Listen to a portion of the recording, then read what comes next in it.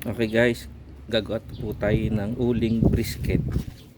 Ito yung napapanood ko sa YouTube din. Ngayon, imbis na uling lang po, sinamahan natin ng papel.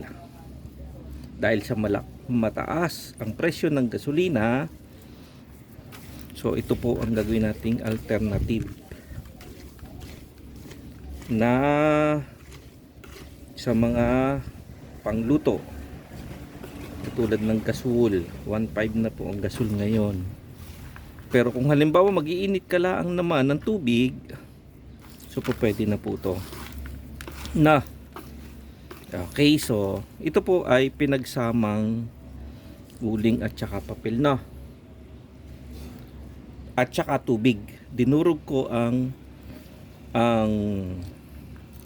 papel sa tubig. Okay, so ito po ang ating hulmahan. Lalagay lang po natin dyan. Siyempre sisiksikin po natin yan, no? Ginawa ko, hahanap po tayo ng pinaka yung size na ano siya dito, magpipit. So ito po, kasya. Yan, nakita niyo yung katas, meron pa po siyang tubig. Okay, so ngayon ilalagay na po natin para ibilad, para matanggal yung kanyang tubig. Kumbaga, ito po ay isang prototype, no? So testingin lang po natin, ha. Testing lang po to. Tingnan natin kung ano mangyayari.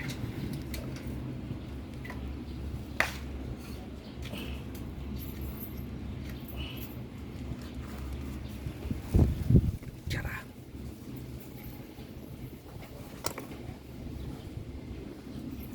So mayroon na po tayong nagawang mga ibang hulma. Naghulma na tayo.